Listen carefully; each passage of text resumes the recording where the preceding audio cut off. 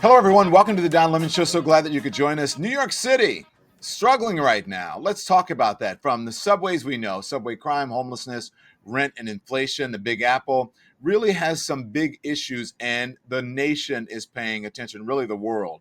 Our mayor was just indicted not long ago. So, as you might imagine, a host of folks have tossed their hats into the ring to replace Eric Adams, who's the current mayor, and get the city back on track. They believe that they're the right folks for the job. I am grateful to be able to speak with some of them right now. First up is Michael Blake. Michael Blake is a former New York Assembly member and the DNC vice chair. We welcome him. He's quite honestly a friend of the show, as are a number of people who are we're going to be interviewing who are mayoral hopefuls in New York City. Michael, welcome back to the Don Lemon Show. First question, why are you best equipped to be New York City mayor? Don, it's great to be back with you, brother. Let's be clear.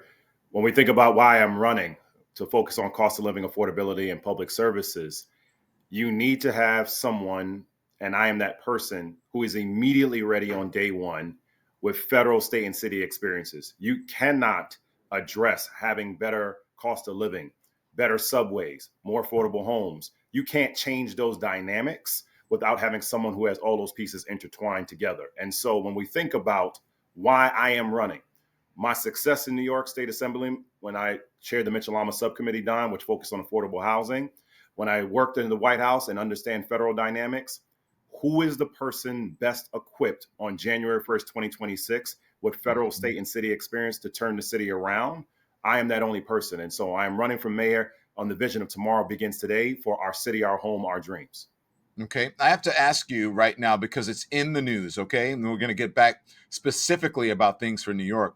But as you see in the background, the press conferences that are happening in Los Angeles is also a very big city in the United States dealing with crisis. Probably New York and Los Angeles, Chicago, three biggest cities in the United States. When something happens there, the world pays attention. Give us your assessment of what you think went wrong and how would you handle a situation like what has happened in Los Angeles if you were the mayor of New York City, if a tragedy like that were to befall this city? Well, that's a perfect question. I would tell people, look at what happened during COVID here in New York City. And I did more than anyone else in this race to help people during an emergency. When you elect someone during crisis, you want to know, are they going to stand up? And there are people that were fed, that were housed, that were helped, that were able to get essential services because of what we did. And we did this in collaboration with World Central Kitchen and others. And so when you think about what's happening right now in LA, New York, or anywhere around the country, you want to know that you have a mayor who can lead, who can manage, and can direct services immediately. And that's one of the reasons why I'm best equipped to be mayor right now. Secondly, I very clearly have said we have to declare an emergency on the issues that are in front of us. And so whether that be making sure you get paid faster, whether that be make sure you have a home over your head, and or if a fire or a pandemic occurs, your mayor is your leader, is your manager to make sure that the city is running. And I have demonstrated that during the greatest crisis that we had in New York City in last generation during COVID. And I am ready to do that as mayor come 2026. I think a flood threat is probably the biggest threat to New York City. We saw what happened in the storms a couple of times at the New York City subway flooding, et cetera. And as we have seen from the research and from the facts, New York City is sinking. Yeah, totally. That's a big, Totally. yeah. And we can't ignore, and to the point around LA, look, I have family and so many friends in LA. It's heartbreaking to watch what's happening in LA. You can't ignore that. You can't ignore essentially apocalyptic visuals of communities being gone. And so this is that moment, whether it be a fire, whether it be a storm, whether it be COVID, you need to ask yourself, who is ready to lead, who has successfully led. And I have done both of those things. And that's why I'm running for mayor of New York City.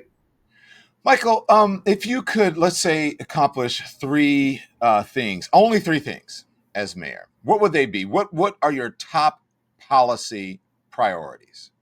First and foremost, when we think about cost of living, Don, I would declare an emergency on day one so that we can consistently get money out to people faster. And so that means guaranteed income as well as an increase in direct wages for residents. If we do that, it changes the game immediately. Most data has shown that essentially half of families don't have more than $400 in their account if an emergency happens. Doing that changes the game out the gate. Second, when we think about affordability, we have to be very clear on how do we make sure that people can own and keep a home. And I do believe we have to change when it comes to middle class and working class housing in particular. Why do we look at credit scores when someone's consistently paid their rent on time? It's a way to block people out from becoming a homeowner. And if you have a home, you can transform what's going on in your communities. But then equally, we have to be very focused on public services. That means for public schools, Don, I do believe that every child should have mandatory civics, financial literacy, and mental health that's provided to them that they have to take on before they graduate. And I do you have to believe you have to transform what's happening around safety and transportation. I'm combining that in that third bucket, Don, because all of the public services are intertwined. To have safer trains, then our police have to be better equipped to address the conditions that they're dealing with, which is not mental health concerns. We need mental health professionals to address that. To make sure you have better public housing, you need more funding. So to your question, three different buckets. Number one, we'll address cost of living by having a focus on guaranteed income and direct services and direct funding to residents. Number Okay. two, around affordability, transform what we're doing around housing to ensure that you have a pathway for ownership. And Okay. then third and finally, very directly, is reforming what they're doing around public services. You do those three things, Don, you will change the dynamics here in New York City. Okay, so perhaps in that bucket you answered my question, but I'm not sure exactly how. I live in New York City, Yeah. and I am concerned about the homelessness issue that we have there. Number one, for the safety of the homeless folks, but also for the safety of the folks who may encounter some of those people. And it's just not, look, to see those folks on the street for whatever reason, right? We need to have, there needs to be compassion. But what do you do with that? Because I think that's one of the number one issues facing New York City. There is no reason why we have homelessness, and there's no reason we have poverty in New York City. We have enough space, unused commercial as well as unused residential space that can be utilized to house the homeless if, Don, you had better incentives for people to do that. So, very concretely, we have enough buildings that are not being utilized throughout the city. If you have nonprofit programs actually be given support specifically, Don, to be reimbursed faster, not only could you bring people off the street, but then you could give them the comprehensive services to turn their lives around. You can't just bring someone off the street and then hope they get into a home and then things will turn around. You actually have to have a comprehensive approach around that. There is no reason why we have homelessness in New York City when we know that there is vacant facilities, vacant commercial space, as well as landlords that are warehousing spaces across this city.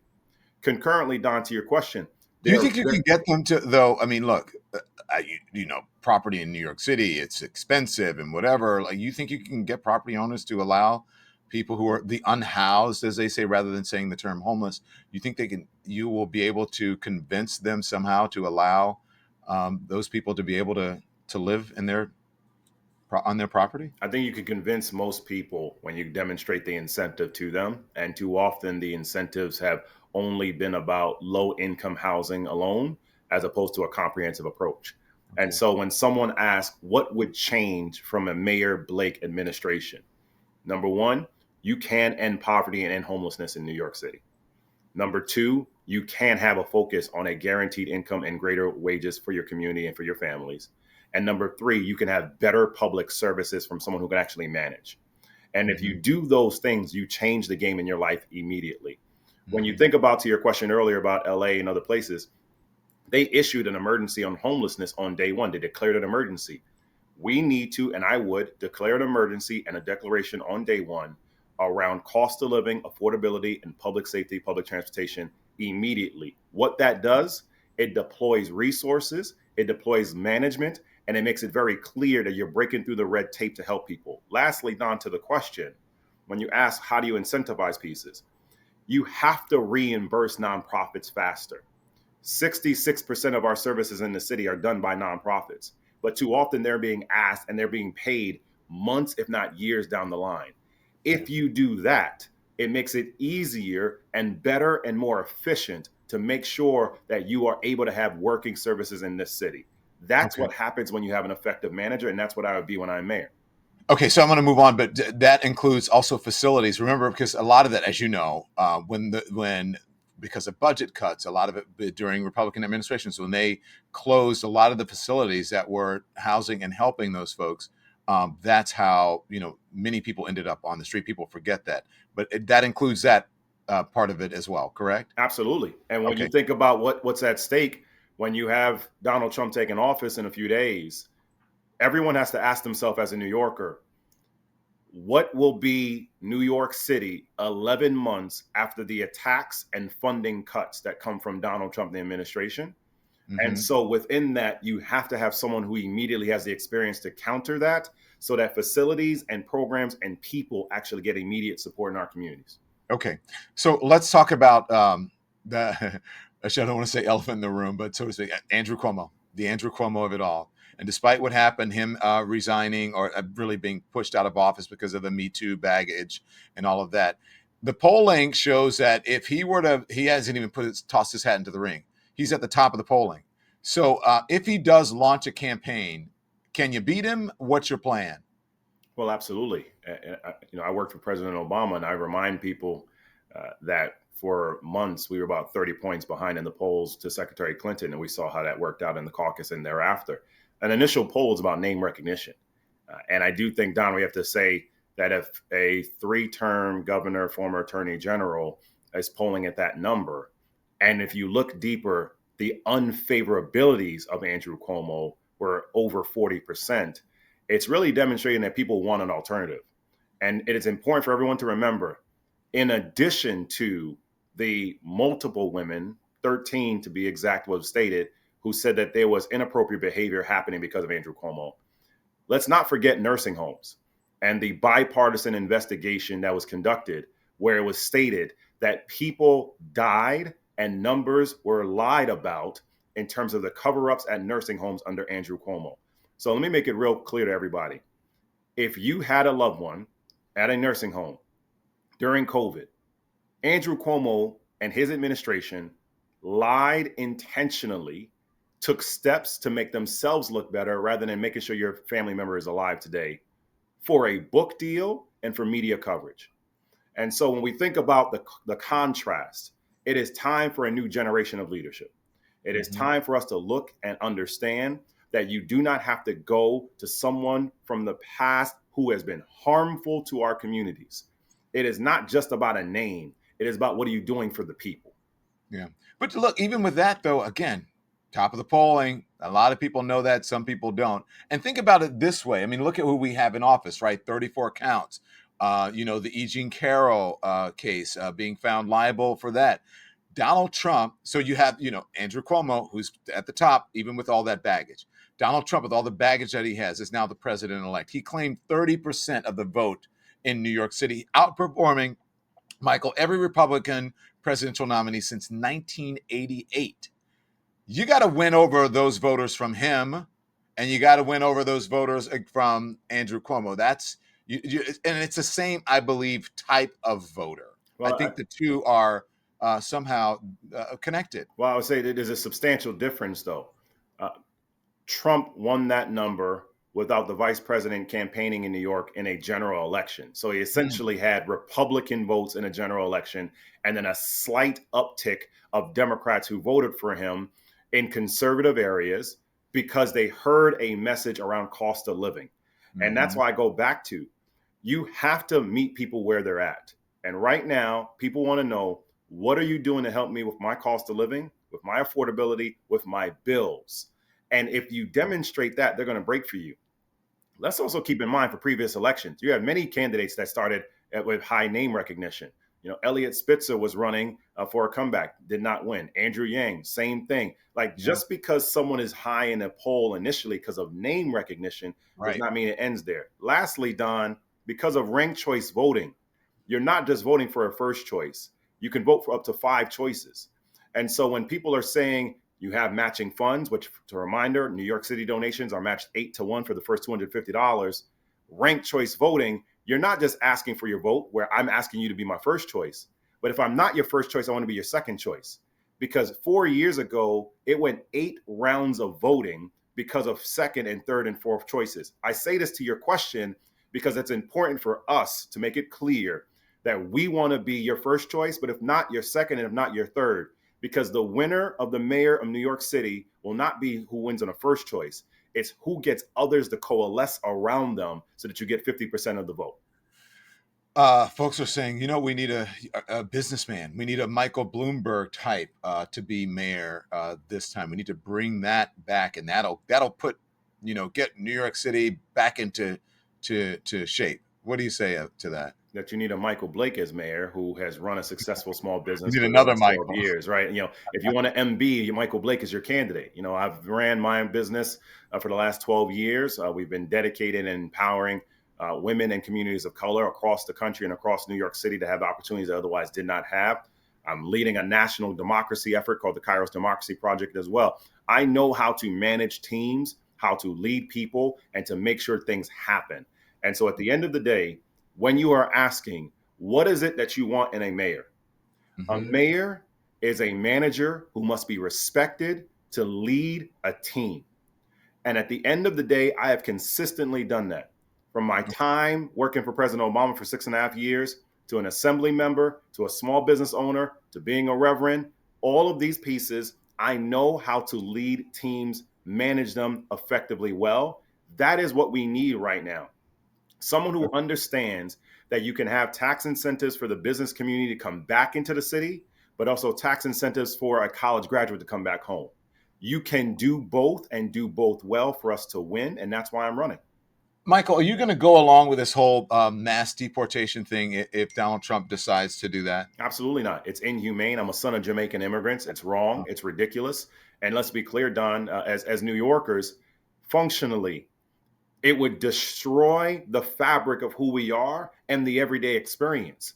Because when you have a scenario of who is doing the work, the community labor, the engagement, you're going to divide up homes. Very practically done. What happens when that parent is afraid to walk their child to school because they're afraid that an ICE van is going to pull up on them? And then you have a decrease in attendance, which leads to decreased funding in those schools. What happens to the small business owner that is not giving back to their community because of the fear that is happening there? And so the answer is an emphatic no. And this is a difference between me and Eric Adams. Eric Adams is making it very clear that he is not only on board and welcoming to work with Donald Trump, would support the efforts of mass deportation, even when it would actually hurt New York City. Just this past week at the State of the State, Eric Adams ended his evening by having dinner with Republican electeds and officials to try to garner their support. Yeah. Lastly, Don, this is important as well. When Eric is talking about, well, you should trust me. On the day that the White House was having a meeting, on November 2nd, 2023, for the purpose of addressing migration with the mayor of New York, the mayor of Chicago, and the mayor of Denver, Eric Adams landed in DC and did not go to the White House. He came back to New York. Why? Because his fundraiser was being raided. He made it very clear that he cared more about himself than addressing the issues. And so when we think about what's going on for migration and the other issues of the day, you need someone who immediately is ready for what is coming for the 11 plus months of Donald Trump. Michael, I have to ask you because around dinner tables and just folks talking, when I'm out walking my dogs, right, people are talking about this congestion pricing that the governor Kathy Hochul has initiated and introduced. And I got to tell you, people are like, hey, I kind of like it. I don't know. That's what I'm hearing. And maybe that's from people who actually live in the city, right, in Manhattan, rather. But what do you think of that? Are you going to keep it? Do you like it? Do you not like it? What? Congestion pricing, the intent of it is good. Let's be clear about that. The purpose of it was to reduce congestion by the name. And too often we have ignored that. The execution must be done better. So when you think about 60th Street being the cutoff line, but if you have one ways leading you to that direction around 61st, 62nd, 63rd, you're essentially forcing someone to keep going into the congestion pricing zone or having to turn off earlier. So we got to think about patterns there. So you like it, you'll keep it. You just want it to work better. It has to be done better because you think about the intent of what happens and look at other places. In London, they have it and it's working exceptionally well. As we've seen the intent of this to reduce pollution, to lead to less traffic, to have more people who live in these areas have access to parking, and it creates a different dynamic. But we have to think about practical changes. I do think we should consider that if someone is a public sector and government employee, that they are exempt from congestion pricing if they're going in and out of work during the day. That seems to me to be fair.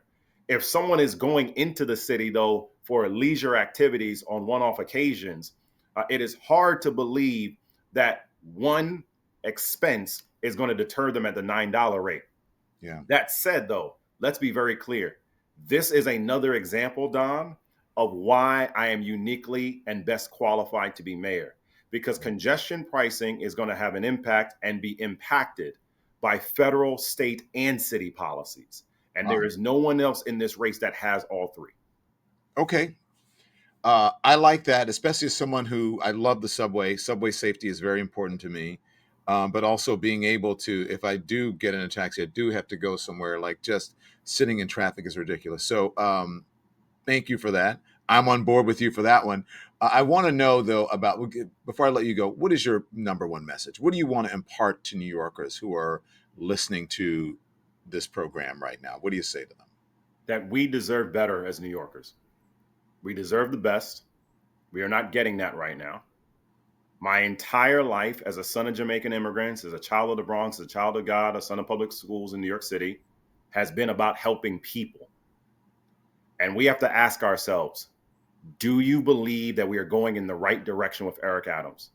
And when your answer is no, you have a choice.